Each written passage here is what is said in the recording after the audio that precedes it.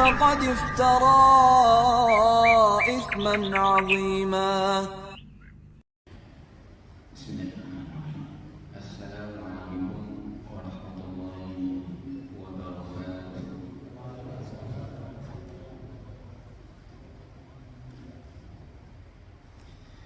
Innal hamdalillah nahmaduhu wa nasta'inuhu wa nastaghfiruh wa na'udzu billahi min shururi anfusina wa min sayyiati a'malina. May yahdihillahu fala mudilla lahu wa may yudlil fala hadiya lahu. Asyhadu an la ilaha illallah wahdahu la syarika lahu wa asyhadu anna Muhammadan abduhu wa rasuluh. Allahumma salli wa sallim wa barik ala abdika wa rasulika ya nabiyyina Muhammadin wa ala alihi wa sahbihi ajma'in.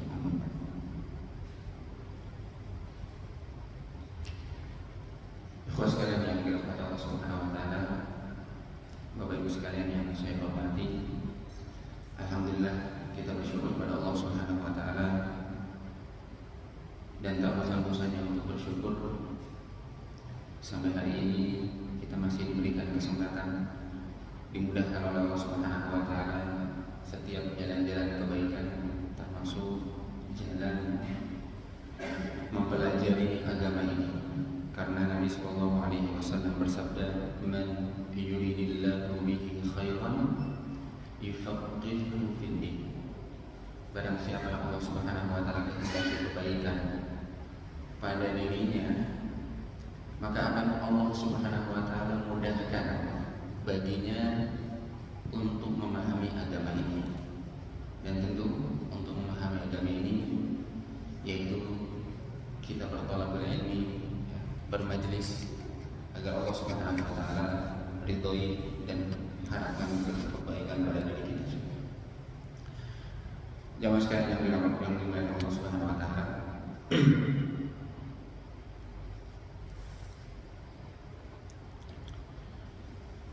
Pada hari ini insyaallah kita khatamkan hadis yang sudah lama kita perbincangkan, yaitu hadis yang kedua dari kumpulan hadis Al-Arba'in An-Nawawiyah, 40 sekian hadis yang dikarang atau dikumpulkan oleh Imam An-Nawawi rahimahullah taala. Karena kita sudah cukup lama memotong hadis-hadis ini atau memotong hadis yang kedua ini pada beberapa episode atau beberapa bagian. Insyaallah ini adalah bagian yang terakhir sebelum kesempatan mendatang. Insyaallah kita mulai di hadis baru, yaitu hadis yang ketiga. Dan kemarin jemaah sekalian yang dirahmati Allah, kita sudah sampai pada pertanyaan terakhir malaikat Jibril alaihissalam kepada Nabi kita yang mulia Nabi Muhammad sallallahu alaihi wasallam. Apa pertanyaan beliau, Bapak Ibu? Pertanyaan beliau adalah ketika selesai dari pembahasan tentang Islam, iman, dan ihsan, beliau bertanya, fa akhbirni 'anis sa'ah.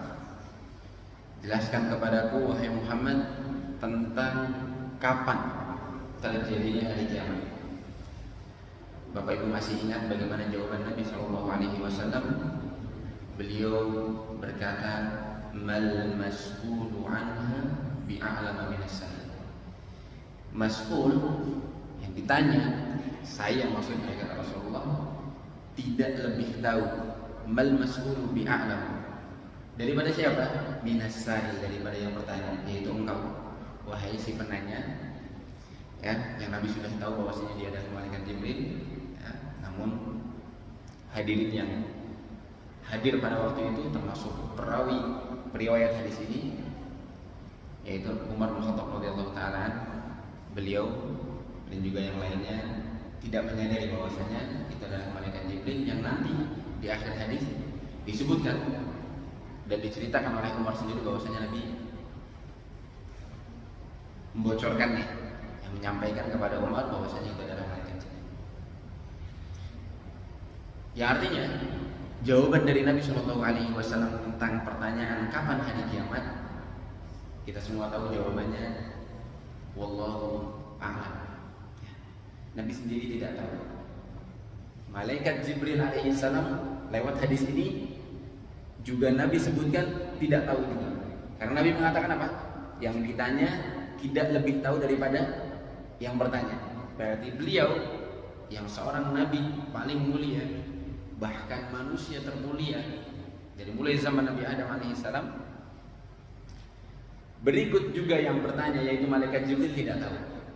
Bahkan jamaah sekalian dirahmati Allah Subhanahu wa taala, salah satu hikmah Allah, malaikat yang bertugas untuk meniup sangkakala di hari kiamat sendiri pun dia tidak tahu. Malaikat siapa?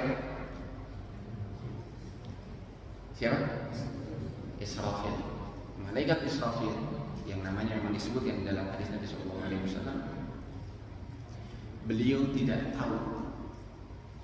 Padahal tidak salah disebutkan di beberapa riwayat, mulutnya, moncongnya malaikat Israfil sudah begitu dekat dengan trompetnya, dengan sangkakala ini.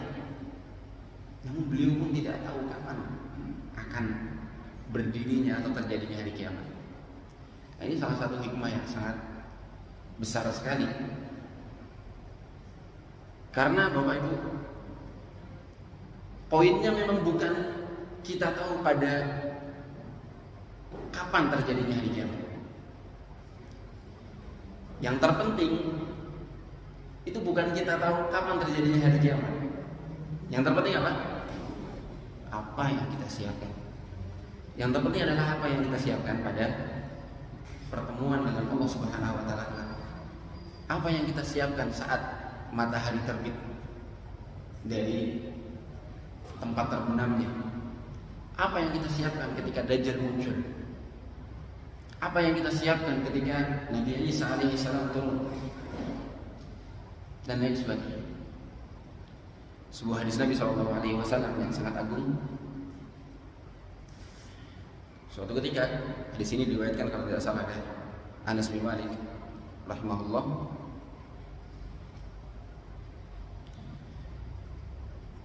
Suatu ketika datang seorang laki-laki. Disebutkan laki-laki ini juga Badui, karena kita sempat sebutkan ya. Para sahabat itu sering memanfaatkan orang-orang Arab Badui yang tidak tinggal di kota Madinah, tinggal jauh, dari kepolosan mereka. Karena dari kepolosan mereka timbul banyak sekali ilmu agama, termasuk pertanyaan-pertanyaan mereka. Mereka pernah datang masuk masjid tiba-tiba ketika Nabi lagi khutbah minta didoakan turun hujan. Ada yang lagi pernah, mohon maaf, buang air kecil di masjid. Itu hukum atau faidah atau hikmah atau akhlak yang Nabi Shallallahu Alaihi Wasallam ajarkan dari kesempatan-kesempatan beliau bersama Arab Badui ini. Banyak sekali yang diambil faidah oleh para sahabat, termasuk hadis yang akan kita bacakan. Kata Anas bin Malik radhiyallahu taala, datang seorang laki-laki kepada Nabi Shallallahu Alaihi Wasallam. Tiba-tiba langsung bertanya, ya Rasulullah, wahai utusan Allah, mata qiyamus sa'ah, kapan terjadi hari kiamat? Disebutkan bahwasanya setelah mendengar pertanyaan ini Nabi tidak langsung menjawab, melainkan beliau langsung sholat. Ya. Beliau langsung sholat, kemudian setelah selesai sholat beliau bersandar di bahu atau badan seorang laki-laki di belakang Nabi Shallallahu Alaihi Wasallam, kemudian menjawab. Tadi siapa yang nanya? Kata Nabi. Bawa sini, siapa yang nanya tadi? Angkat tangan si fulan. Laki-laki tadi yang bertanya menjawab, saya ya Rasulullah. Apa ternyata jawaban Nabi? Wa ma a'dadtala. Nabi tidak menjawab, bahkan Nabi tidak menjawab saya tidak tahu. Tidak menjawab juga kapan, karena memang Nabi tidak tahu. Tapi Nabi balik bertanya kepada si laki-laki tadi, wa ma a'dadtala. Apa yang kamu siapkan untuk bertemu hari kiamat ini, seandainya engkau termasuk yang ditakdirkan untuk bertemu hari kiamat ini? Dan subhanallah, jawaban si laki-laki ini pun sangat berfaedah sekali dan bermanfaat sekali bagi sahabat Nabi pada khususnya dan seluruh kaum muslimin pada umumnya. Jawabannya unik. Beliau menjawab,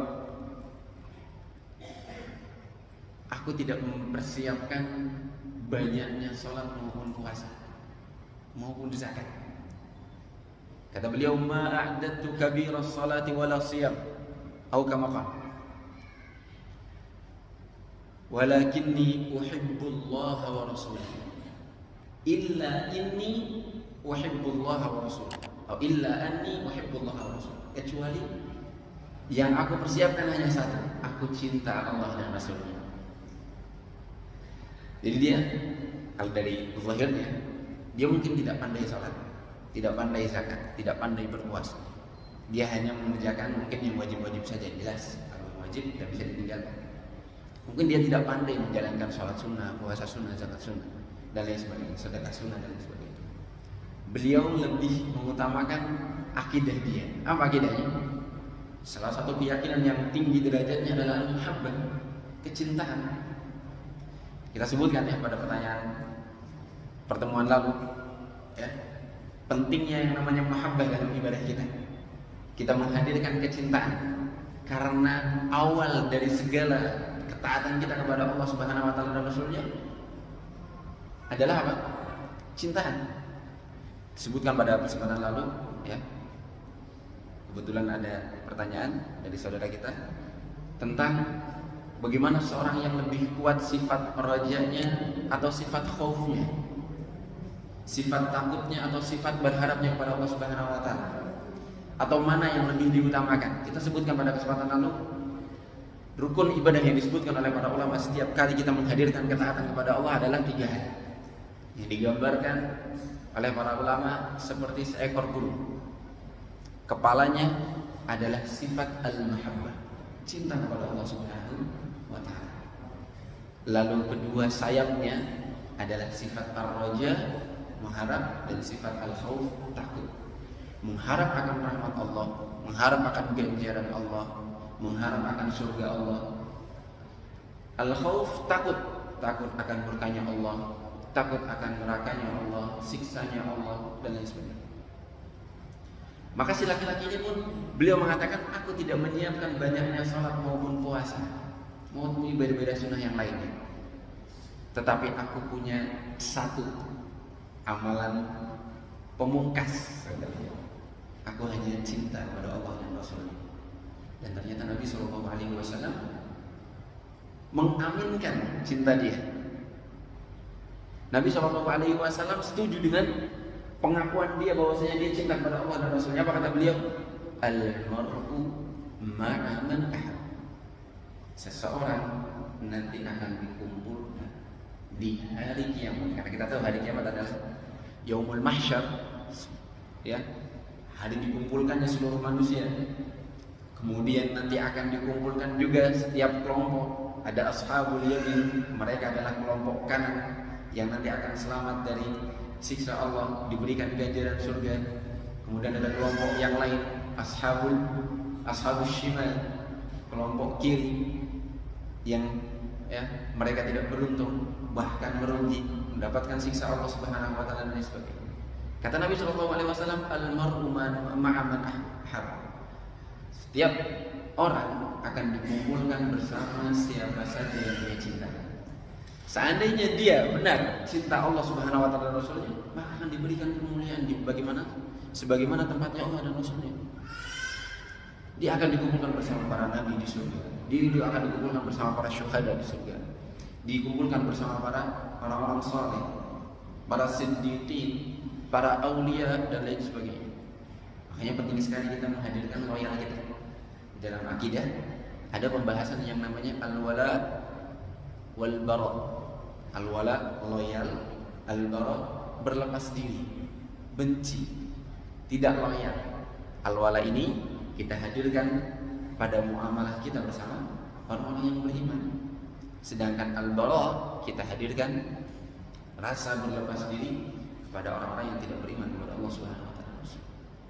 Meskipun tetap boleh bermuamalah dengan mereka, tetapi kita tidak boleh loyal kepada mereka sebagaimana yang loyalnya kita kepada Silahkan bermuamalah, bertransaksi sebagaimana yang dihalalkan oleh Allah Subhanahu wa taala dan Rasulnya. Tetapi akidah ini tetap harus dijaga. Dan turunannya mungkin termasuk toleransi, ya, dan lain sebagainya. Nanti ada akhir tahun, ya, ada tahun baru, ada perayaan Natal dan lain sebagainya. Kita semua nanti akan diuji loyalitas kita. Apakah kita akan lebih condong pada toleransi yang keliru sehingga ikut-ikutan merayakan atau ikut mengucapkan selamat Natal dan lain sebagainya, ya, ikut membagi hadiah. Na'udzubillah, kita berlindung pada Allah Subhanahu wa taala di hal-hal ini. Setelah Nabi SAW mengatakan al-mar'u ma'a man ahab, dan ini penting bagi kita. Salah satu pelajarannya adalah kita jangan mengidolakan orang-orang yang tidak beriman. Termasuk diantaranya adalah yang sekarang menjadi musibah yang begitu banyak terjadi di antara kaum muslimin adalah mengidolakan para pemain sepak bola atau para bintang-bintang film dan lain sebagainya. Ternyata mereka adalah orang-orang yang kafir. Kembali kepada sabda Nabi SAW, al-mar'u ma'a man ahab. Kita tentu takut dan harus takut. Sudah selayaknya kita takut dikumpulkan bersama mereka-mereka yang secara zahir karena mereka tidak beriman kepada Allah Subhanahu wa taala, tempatnya di mana? Di neraka. Ketika Nabi SAW menjawab al-mar'u ma'a man ahab sebagai bentuk respon beliau kepada jawaban si laki-laki Badui ini, bahwasanya dia ternyata tidak banyak mempersiapkan ibadah-ibadah kecuali kecintaan dia kepada Allah dan Rasulnya. Para sahabat yang lain pun mengatakan, nah wa nahnu ya Rasulullah, kita juga ya Rasulullah, kita semua cinta pada Allah dan Rasulnya, kita cinta pada Allah dan engkau ya Rasulullah. Maka Nabi SAW menjawab, anta ma'aman ahbabta. Nabi bersetuju. Dan Nabi katakan, kamu nanti akan dikumpulkan bersama yang engkau cintai. Maka seluruh hadirin, para sahabat yang hadir di saat itu pun begitu senang sekali menjawab atau mendengar jawaban Nabi SAW. Setelah selesai, ya, disebutkan oleh perawi di sini, yaitu Anas bin Malik mengatakan, aku tidak pernah melihat kebahagiaan kaum muslimin, kaum mukminin yang lebih besar daripada kebahagiaan yang ada pada saat ini. Yaitu ketika Nabi SAW ya mengatakan, kalian semua akan dikumpulkan bersama siapa yang kalian cintai, ketika mereka mengaku cinta pada Allah dan Rasulnya. Kemudian ketika mau ditutup momen ini, Nabi SAW mengatakan, tiba-tiba datang laki-laki. Tidak disebutkan oleh Anas siapa ini, hanya disebutkan oleh Anas bin Malik, dia itu seumuran denganku. Ternyata Anas pada waktu itu belum balik, masih usia yang sangat belia sekali. Dan ini masya Allah, ya, para sahabat-sahabat Nabi SAW mereka sudah memahami hadis-hadis Nabi SAW bahkan sebelum mereka balik. Banyak sekali sahabat-sahabat Nabi yang mendengarkan hadis ini, ya, atau meriwayatkan hadis yang lain mereka dengarkan saat masa kecil mereka, kemudian mereka riwayatkan kepada sahabat yang lain. Ini salah satu fadilah yang mereka dapati.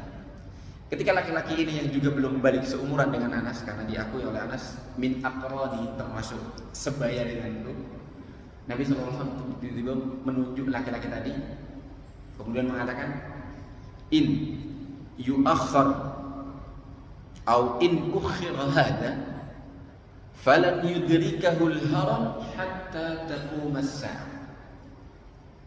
Ternyata Nabi berikan sedikit kisi-kisi. Apa kisi-kisinya? Kalau seandainya ini dipanjangkan usianya, si laki-laki ini dipanjangkan usianya, dia tidak akan menemui masa tuanya, lan yudrikahul haram hatta taqum as-sa'ah, kecuali akan berdiri hari kiamat, akan terjadi hari kiamat. Kira-kira kalau Bapak Ibu mendengar hadis ini, Bingung nggak? Ada laki-laki kecil, ya, disebutkan oleh Nabi SAW, kalau seandainya laki-laki ini dipanjangkan usianya, dia tidak akan menemui masa tuanya kecuali hari kiamat terjadi. Kira-kira bagaimana Bapak memahami ucapan Nabi SAW? Apakah maksudnya hari kiamat yang ditanyakan oleh laki-laki yang pertama? Jelas tidak mungkin, karena sampai sekarang belum terjadi hari kiamat itu. Berarti maksud Nabi SAW bukan hari kiamat yang besar itu.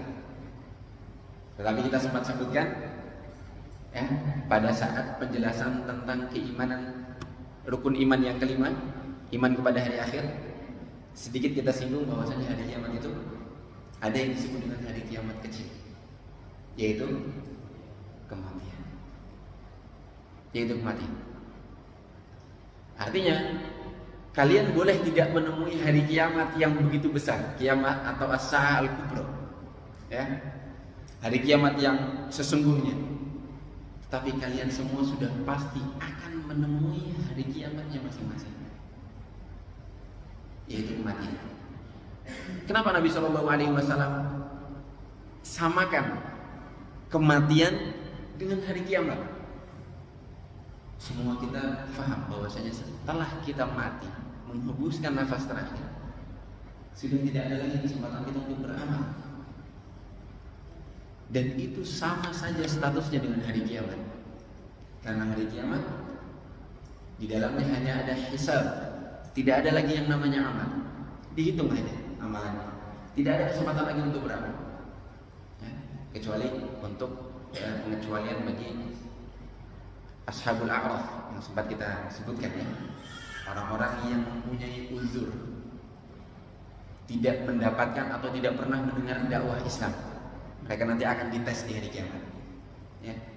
Mereka nanti akan dites di hari kiamat, sebagaimana yang dijelaskan oleh para ulama melalui dalil-dalil yang ada.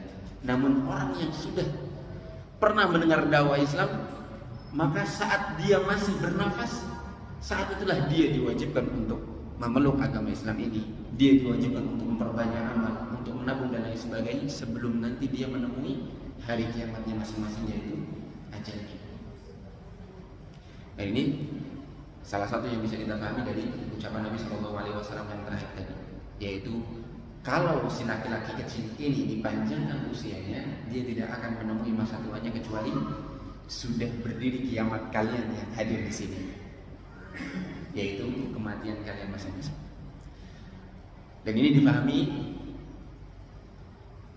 dari riwayat yang lain yang menunjukkan bahwasanya Nabi SAW, ya, sedikit banyak diberikan tentang ilmu gaib, tetapi hanya sedikit dari ilmu gaib yang Allah Subhanahu Wa Taala tampakkan kepada Nabi SAW. Di antaranya adalah riwayat yang mengatakan, kalau tidak salah, setiap atau 100 tahun ke depan,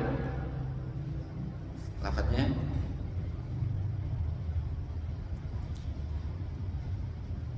ra'su mi'ati sana,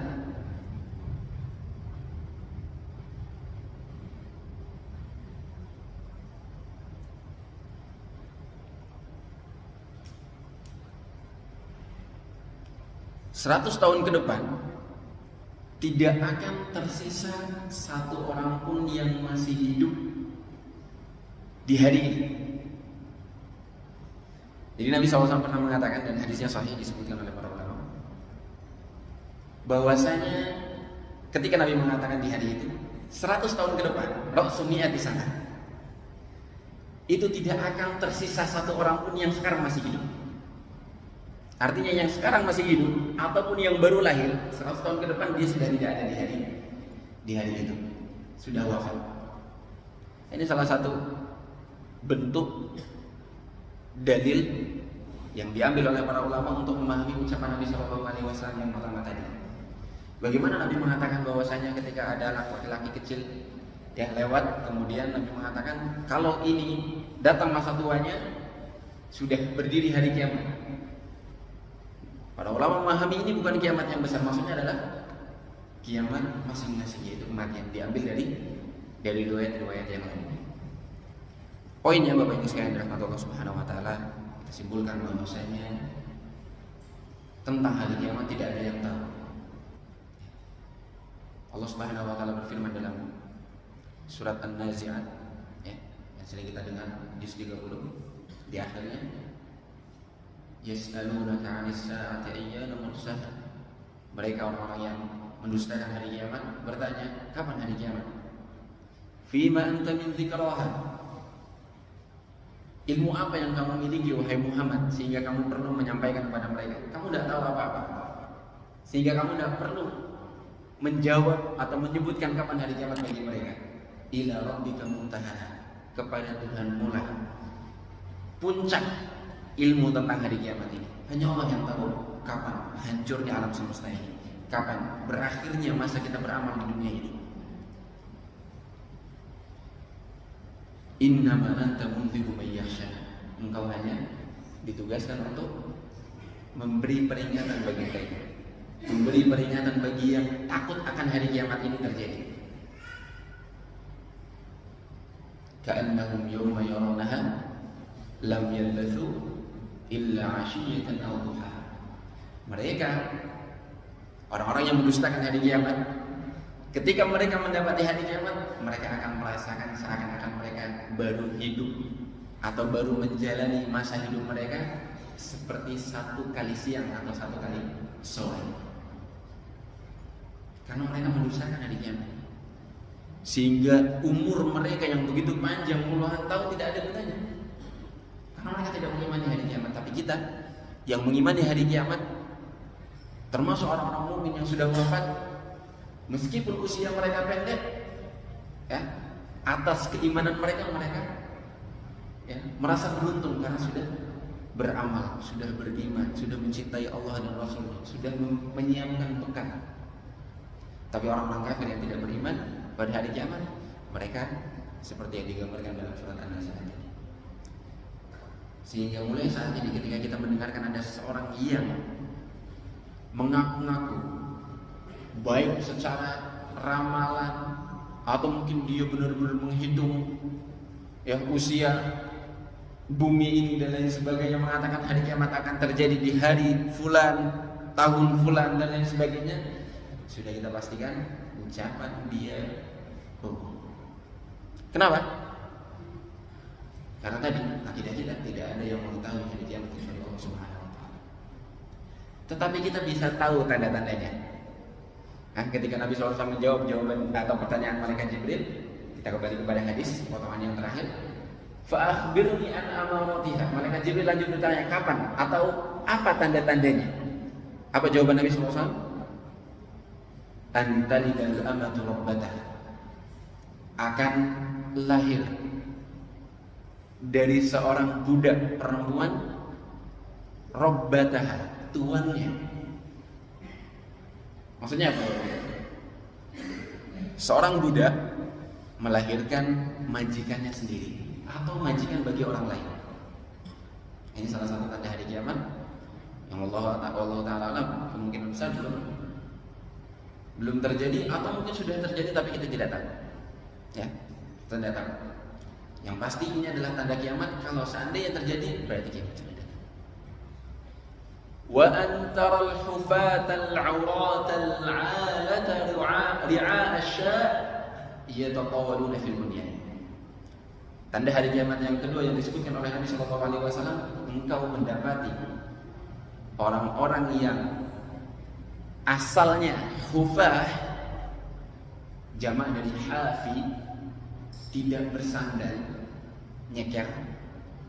Al-'urah, jamak dari 'ari, tidak berpakaian, telanjang atau pakaian yang tidak menutup auratnya.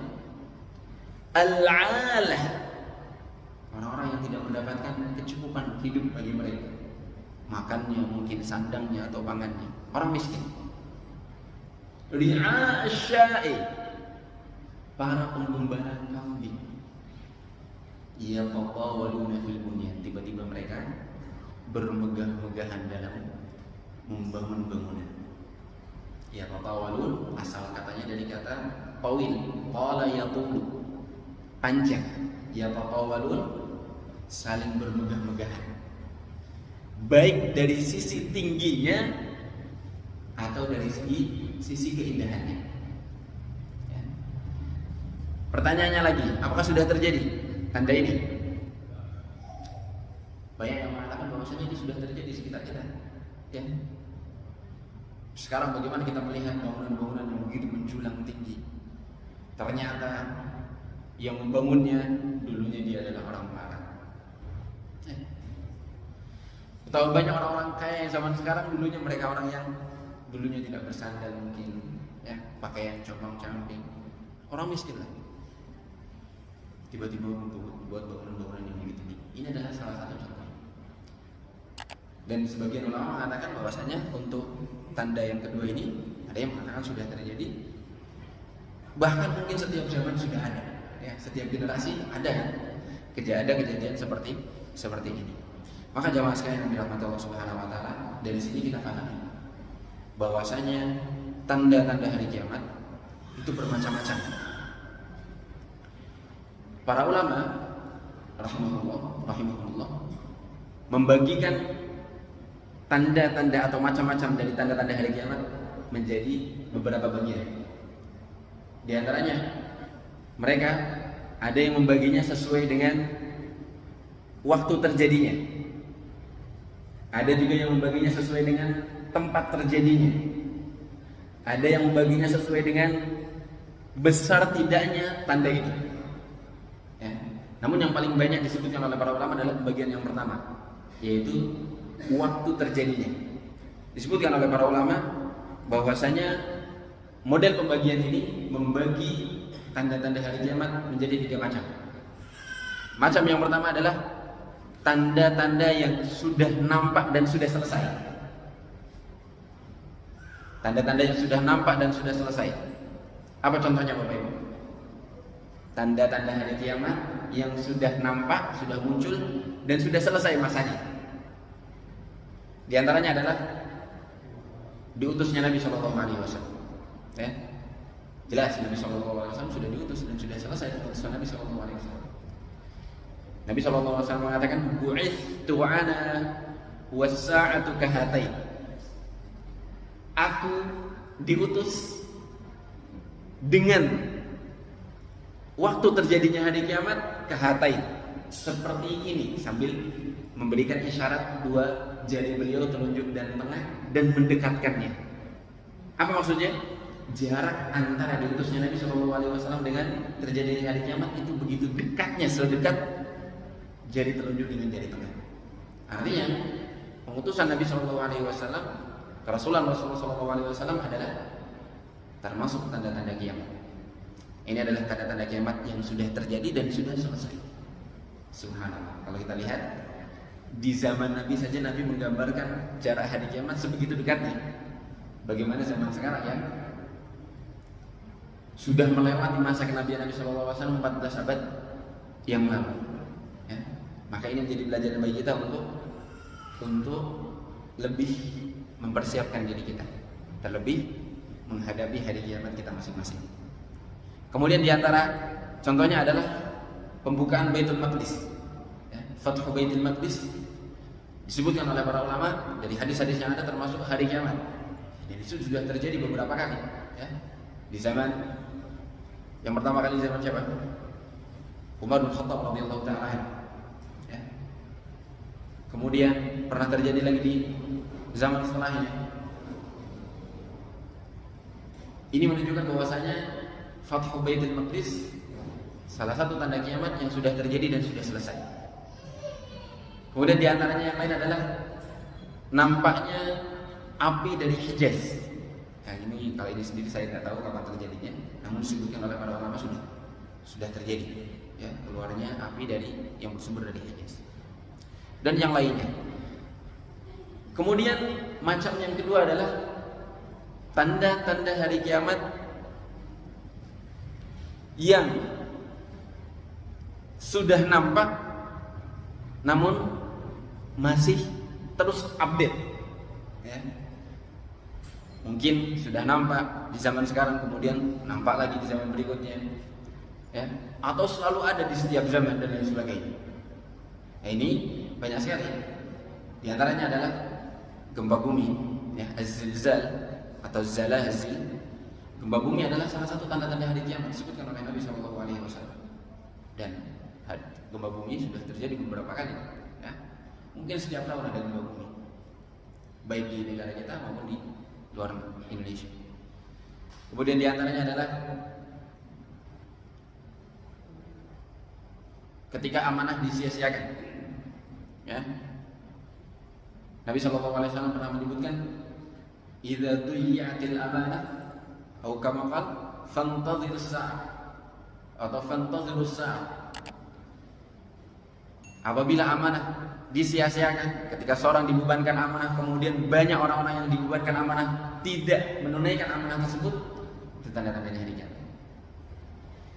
Di kesempatan yang lain, idza usida al-amru ila ghairi ahli, apabila perkara pengurusan wilayah kepemimpinan diberikan kepada yang tidak berhak, yang tidak layak, itu juga tanda-tanda hari kiamat, ya. Sebentar lagi kita akan menghadapi pemilu, ya. Bapak Ibu mau nyoblos enggak? Boleh nggak nyoblos?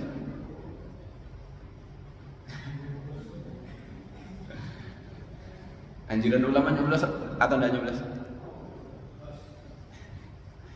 Para ulama mengatakan nyoblos, ya. Ini masuknya secara singkat saja, ya, kita singgung dalam kaidah irtikab akhaf ad-dararain, ya. Mungkin kita punya fakta bahwasanya setiap calon pasti ada dampak buruknya, ya kan? Ya? Ada lagi yang mengatakan, termasuk saya pernah diskusi dengan orang-orang yang suka golput mungkin atau tidak nyoblos, ngapain pilih? Nanti milih siapapun dia jadi pemimpin atau presiden, di belakangnya adalah orang-orang yang berkuasa, orang-orang yang punya uang. Mereka nanti akan mengatur kebijakan-kebijakannya dan lain sebagainya. Sehingga mereka mengatakan tidak usah milih. Kata para ulama, termasuk fatwa dari Syekh Muhammad bin Shalih Al-Utsaimin yang kitabnya atau syarahnya sedang kita baca, beliau mengatakan pilih. Kenapa? Walaupun kita dihadapkan dua pilihan yang dua-duanya negatif, misalnya dua-duanya ada dampak buruknya, kita pilih dampak yang paling ringan. Kita pilih dampak yang paling ringan. Dan kaidah ini disepakati dalam kaidah fikih. Ya, diambil dari contoh-contoh, diantaranya adalah Nabi SAW pernah dihadapkan dua pilihan ketika Nabi sudah diberikan kekuasaan kota Mekah, ya, sudah berhasil membuka kota Mekah. Beliau pernah mengatakan, seandainya Aisyah, kalau bukan karena umatmu, ya, maksudnya generasi yang hidup di zaman Aisyah ini atau zaman Nabi SAW ini masih baru, ya, keluar dari masa jahiliyah mereka, pastilah saya akan renovasi Ka'bah sesuai dengan bangunannya Nabi Ibrahim alaihissalam. Karena Ka'bah yang ada sampai sekarang adalah hasil fondasinya, ya, renovasi di zaman orang-orang kafir Quraisy ketika Nabi SAW belum diutus. Ya, Nabi SAW sebelum diutus, beliau pernah ikut gotong royong bersama orang-orang Arab untuk membangun renovasi Ka'bah yang ternyata bangunannya harusnya lebih luas daripada yang sekarang. Hijr Ismail atau area yang Bapak Ibu lihat di TV atau bagi yang sudah pernah umrah atau haji, yang ada pagar, ya, berbentuk setengah lingkaran itu yang disebut dengan Hijr Ismail, perlu diketahui sebenarnya ada di dalam Ka'bah, areanya masuk di dalam Ka'bah, ya. Jadi siapapun yang sholat di Hijr Ismail termasuk orang yang sholat di dalam Ka'bah, dan itu salah satu sunnah, salah satu sholat sunnah di dalam Ka'bah. Yang dahulu masih diperbolehkan sholat di Hijr Ismail. Namun Allah Ta'ala alam shawab, setelah pandemi kebijakannya baru, ya, tidak mudah atau tidak gampang bisa sholat di Hijr Ismail, atau sampai sekarang mungkin masih ditutup. Maka dulu Nabi SAW pernah mengatakan, kalau seandainya saya atau bukan karena kaumnya yang masih baru keluar dari zaman jahiliyah, pastilah Nabi SAW ingin merenovasi Ka'bah sesuai dengan fondasi ala qawaid Ibrahim, fondasi yang dibangun oleh Nabi Ibrahim alaihissalam, yaitu Hijr Ismail dimasukkan ke dalam Ka'bah. Tapi Nabi mengatakan apa? Nabi lebih memilih membiarkan Ka'bah masih pada bangunan yang direnovasi oleh orang-orang kafir Quraisy. Padahal dua-duanya adalah pilihan yang buruk. Ya, bukan pilihan yang dibenarkan. Namun memang Nabi hanya dihadapkan dua pilihan itu, antara maju renovasi atau tidak renovasi. Renovasi ternyata mudaratnya lebih besar, yaitu takut jadi fitnah. Nanti dibilang Nabi merubah bangunan Ka'bah dan lain sebagainya, padahal Ka'bah bangunannya sudah ada dari zaman dahulu. Ya, orang-orang kafir pada zaman dahulu juga sudah mulai memuliakan Ka'bah. Maka Nabi takut fitnah terjadi. Atau Nabi nekat, atau Nabi SAW mundur, tidak maju, tidak usah direnovasi, biarkan saja. Mudaratnya, ya Ka'bah akan seperti ini seterusnya, tidak seperti bangunan Nabi Ibrahim alaihissalam. Dua-duanya tidak baik, tetapi Nabi memilih salah satu, yaitu irtikab akhafid dararain. Dan kaidah ini sekali lagi disepakati oleh para ulama, diambil dari dalil-dalil yang begitu banyak, contoh-contohnya, sehingga disimpulkan, dirumuskan oleh para ulama, irtikab akhafid dararain, mengambil resiko yang paling kecil. Dan kaidah ini juga sempat disebutkan oleh gurunya Syekh Muhammad bin Shalih Al-Utsaimin, yaitu Abdurrahman As-Sa'di dalam Manzumah Al-Qawaid Al-Fiqhiyah. Beliau mengatakan, "Wad-dinu mabniyun 'alal masalihi fi jalbiha wad-dar'i lil qaba'ih. Wa in tazaham 'adadul masalihi yuqaddamu al-a'la min al-masalih. Wa diddu tazahumul mafasidi yurtakabul adna min al-mafasid." Kata beliau, agama ini dibangun di atas maslahat dan madarat. Kita mendatangkan maslahat dan menjauhi madarat. Ya. Dan apabila kita dihadapkan dua maslahat, kita harus mengedepankan maslahat yang paling tinggi, yang paling besar. Contohnya apa? Kalau Bapak Ibu masuk ke dalam masjid di hari Jumat, ternyata muazin sudah mulai azan, Allahu Akbar, Allahu Akbar. Bapak Ibu dihadapkan dua pilihan. Yang pertama salat sunnah tahiyatul masjid, yang kedua mendengar jawaban azan. Mendengar azan atau menjawabnya. Kata para ulama, di sini yang paling utama adalah langsung sholat tahiyatul masjid, tidak menunggu azan selesai. Kenapa? Karena maslahatnya lebih besar. Orang kalau mendengar azan dulu, menunggu azan selesai, kemudian setelah itu dia baru sholat tahiyatul masjid, padahal imam langsung memulai khutbah. Setelah selesai tahiyatul masjid, dia terhitung terlambat mendengarkan khutbah. Sedangkan khutbah lebih afdal daripada menjawab azan. Bahkan disebutkan oleh para ulama, khutbah Jumat wajib didengarkan. Ya. Ada yang mengatakan hukumnya wajib, yang tidak mendengarkan khutbah dia berdosa atau dia kehilangan fadilah yang begitu besar. Karena sebagian ulama mengatakan orang yang tidak mendengarkan khutbah tetap sah salat Jumatnya, selama dia mendapatkan minimalnya 1 rakaat salat Jumat. Ya. Tetapi ketika dihadapkan antara dua hal ini, dia sudah datang tapi sudah masuk azan, maka kata para ulama, tinggalkan azan, dia langsung salat tahiyatul masjid, karena tahiyatul masjid ini lebih diutamakan daripada menjawab azan. Ya, tidak boleh ditinggalkan atau tidak layak ditinggalkan. Karena pernah Nabi SAW sedang berkhutbah, tiba-tiba orang masuk masjid, ya, tiba-tiba orang masuk masjid, kemudian langsung duduk. Nabi mengatakan, sudah salat tahiyatul masjid atau sudah salat 2 rakaat? Belum. Beliau memberdirikan dia, bangun, salat dulu. Padahal Nabi sedang khutbah. Artinya penting sekali tentang salat tahiyatul masjid ini, terutama di hari Jumat tadi. Nah ini kita diharapkan dua maslahat, kita harus pilih salah satu. Di antaranya adalah contoh ini dan banyak contoh-contoh yang lain. Tapi ketika dihadapkan dua resiko yang dua-duanya mafsadat, ya, kata para ulama, apabila mafsadatnya sama, ya, levelnya sama, maka bebas pilih salah satu. Tetapi apabila mafsadatnya dua-duanya levelnya berbeda, jangan juga pilih sama sekali. Pilih salah satu yang levelnya paling ringan. Kenapa? Karena kalau kita tinggalkan, bisa jadi mafsadatnya lebih besar. Di antara contohnya adalah, nah ini salah, ini hanya pendapat sebagian saja, ya, bukan suatu hukum yang pasti.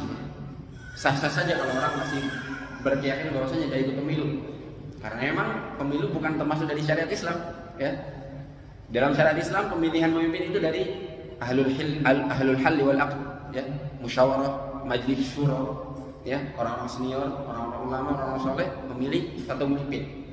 Di antaranya yang terjadi pada pemilihan Abu Bakar As-Siddiq radhiyallahu taala anhu. Atau cara metode yang kedua adalah pemilihan dari pemimpin sebelumnya. Di antara contohnya adalah pemilihan Umar bin Khattab radhiyallahu taala. Beliau menjadi khalifah dipilih oleh Abu Bakar As-Siddiq radhiyallahu taala. Sebelum wafat beliau mengatakan yang menggantikan adalah Umar bin Khattab, dan semua sahabat setuju. Dan cara-cara yang lain yang disebutkan oleh para ulama dalam fikih mereka tidak termasuk pemilu. Jadi pemilu itu memang benar tidak termasuk syariat Islam. Jadi wajar-wajar aja kalau orang mengatakan dengan pemilu ini bukan syariat Islam, banyak madharat dan lain sebagainya. Tapi sebagian ulama dan banyak ulama yang memfatwakan kalau kita dihadapkan dalam hal ini lebih baik kita memilih. Ya, kaidahnya apa? Ketika akhaf ad-darar, kita pilih yang resikonya paling ringan. Karena kalau kita tidak milih atau orang-orang soleh tidak milih, yang ini diantara salah satu alasannya.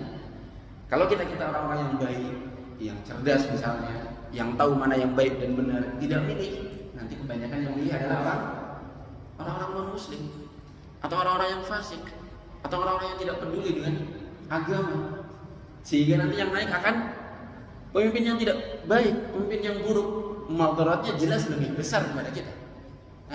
Maka ketika kita dihadapkan pilihan tersebut, termasuk diantaranya Syekh Muhammad Shalih Al-Utsaimin, bahkan beliau mengatakan meskipun dua pilihannya dua-duanya kafir dan tidak ada pilihan muslim misalnya, kita tetap harus milih yang paling ringan. Mana diantara mereka yang paling lembut dengan orang-orang muslim?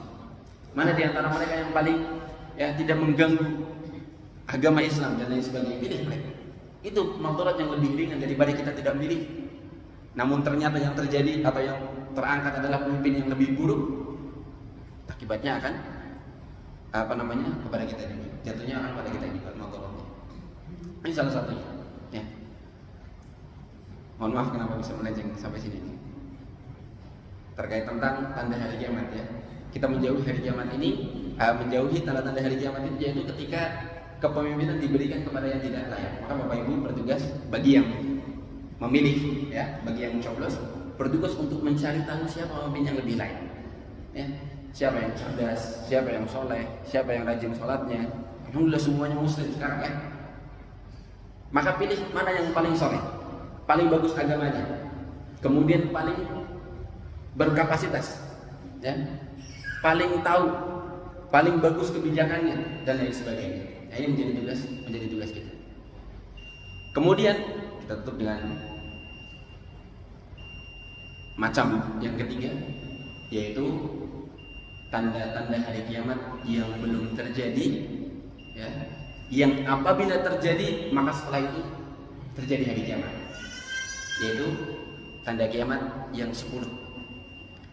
Ya, di antaranya adalah disebutkan dalam satu hadis turunnya Nabi Isa alaihissalam,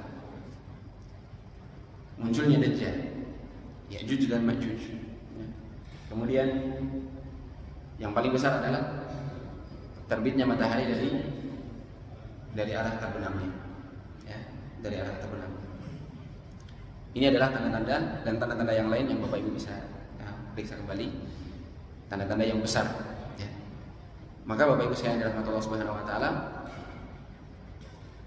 tanda-tanda yang disebutkan oleh Nabi SAW tadi yang di hadis kita, yang dua hal, antali dalam amatu rabbataha, akan lahir seorang pemimpin dari ibunya yang juga akan menjadi budaknya, ya. Atau seorang budak akan melahirkan pemimpinnya sendiri, majikannya sendiri. Kemudian yang kedua, orang-orang miskin tiba-tiba berlomba-lomba dalam bangunan. Kemudian Bapak Ibu sekalian akan kita lanjutkan sebutkan penutup hadis ini di kesempatan setelah adzan insyaallah. Silakan. Jemaah sekalian yang dirahmati Allah Subhanahu Wa Taala. Selanjutnya rawi hadis ini yaitu Umar bin Khattab radhiyallahu taala mengatakan tsumma talaqa. Kemudian laki-laki ini pergi. Falabithtu maliyan. Ya. Kemudian kita semua diam. Falabithtu, aku diam, maliyan, beberapa waktu. Ada yang mengatakan bahwasanya maliyan ini waktu yang singkat, ya, artinya mungkin sebentar saja mereka diam, kemudian dilanjutkan oleh Nabi SAW. Namun ada yang mengatakan malian ini jaraknya bisa sampai 3 hari. Ya. Jadi, ya, Kalau melihat dari makna malian, ya, seperti yang disebutkan dalam surat Maryam ayat yang ke-46, wahjurni maliyan. Ya. Kata para ulama, maliyan di sini maksudnya adalah muddah tawilah, waktu yang panjang, ya, yang bisa sampai 3 hari. Kalau melihat dari sini, berarti kemungkinan kejadian ini sudah selesai, ya. Kemudian lewat beberapa hari, ketemu lagi dengan Umar. Nabi SAW bertanya, ya Umar, atadri manis sa'il? Apakah kamu tahu siapa yang bertanya? Baik bertanya, berarti kalau misalnya maksudnya adalah malian, itu waktu yang singkat, berarti maksudnya yang bertanya tadi. Tapi kalau misalnya maksudnya adalah malian, waktu yang bisa sampai berhari-hari, sehari atau sampai 3 hari, berarti maksudnya adalah pertanyaan Nabi, apakah kamu tahu siapa yang bertanya pada hari kemarin, wahai Umar? Ya. Apa jawaban Umar? Allah wa Rasuluhu a'lam. Hanya Allah dan engkau wahai Rasulullah yang lebih tahu tentang siapa yang bertanya tadi. Maka Nabi SAW membocorkan, fa innahu Jibril atakum yu'allimukum dinakum. Dalam riwayat yang lain, atakum yu'allimukum amra dinikum.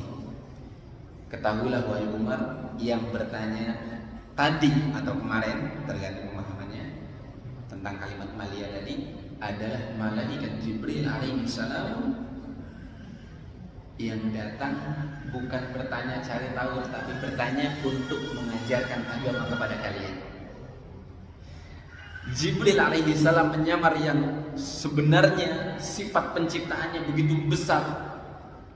Disebutkan sayapnya bisa menutup ufuk, ya, sejauh mata memandang. Dan Nabi SAW pernah melihat Jibril dari penciptaan aslinya beberapa kali, kalau tidak salah 2 kali, di dunia atau di bumi. Yang kedua ketika Nabi SAW Isra Mi'raj, ya, di Sidratil Muntaha, pohon yang begitu besar di langit yang ke-7. Ya, Nabi SAW pernah diperlihatkan bentuk malaikat Jibril yang sesungguhnya, yang begitu besar. Ya, disebutkan dalam surat An-Najm, ya, inda Sidratil Muntaha, ya, walaqad ra'ahu nazlatan ukhra inda Sidratil Muntaha indaha jannatul ma'wa, dan sebagainya. Namun saat itu Nabi Muhammad mengatakan sedang menyamar sebagai seorang laki-laki yang ingin mengajarkan agama kepada kalian. Ya. Dan ini salah satu hikmah dari Allah Subhanahu wa taala, para sahabat tidak dikasih tahu di waktu itu. Ya. Kalau dikasih tahu pada waktu malaikat Jibril bertanya, bagaimana? Pasti para sahabat mungkin mereka melihat Nabi tetap duduk, mereka tetap duduk, tapi perasaan mereka jelas takut dan lain sebagainya. Atau mungkin ada yang tidak kuat, mereka kabur dan lain sebagainya. Tapi Nabi SAW baru menjelaskannya setelah beberapa saat setelah orangnya pergi. Bahkan disebutkan oleh para ulama, malian itu setelah beberapa hari, ya, sampai 3 hari. Dan di antara faedah yang kita dapati adalah, ya, setelah ini kita sudah tutup hadis ini. Di antara faedah yang bisa kita dapati, bagaimana Nabi SAW begitu rendah hati, begitu bagus perangainya Nabi SAW. Dari hadis ini kita lihat bahwasanya Nabi orang yang paling mulia, mau duduk sama rata bersama sahabat-sahabat, ya, duduk bersama. Dan itu sering terjadi kalau Nabi SAW. Sering Nabi SAW duduk di masjid, datang para sahabat bertanya, mereka bahas tentang surga, neraka, ilmu agama, mereka ada yang bertanya yang lain dan sebagainya. Itu menunjukkan ketawaduannya Nabi SAW, rendah hatinya Nabi SAW. Dan ini yang bisa kita contoh dari hadis ini, di antara faedah yang menutup pertemuan kita di hari ini. Baik Bapak Ibu sekalian, Allah Subhanahu wa taala, barangkali ada pertanyaan tentang hadis ini, satu pertanyaan saja. Kalau ada, kalau tidak ada kita tutup. Untuk selanjutnya kita sholat Isya berjamaah. Insyaallah cukup. Kita berdoa semoga Allah Subhanahu wa taala memberikan keberkahan pada diri kita, pada hadis-hadis yang sudah kita bacakan dan kita pelajari. Allahumma alimna ma yanfa'una wanfa'na bima 'allamtana وزدنا علما اللهم اقسم لنا من خشيتك ما يحول بيننا وبين معاصيك ومن اليقين ما يهون علينا مصائب الدنيا اللهم متعنا بأسماعنا وقوتنا وأبصارنا ما أحييتنا واجعله الوارث منا واجعل ثأرنا على من ظلمنا اللهم لا تجعل مصيبتنا في ديننا ولا تجعل الدنيا أكبر همنا ولا مبلغ علمنا ولا تسلط علينا من لا يرحمنا تطبنا بغفرة المجلس سبحانك اللهم وبحمدك أشهد أن لا إله إلا أنت أستغفرك وأتوب إليك السلام عليكم ورحمة الله وبركاته. ومن يشرك بالله فقد افترى إثما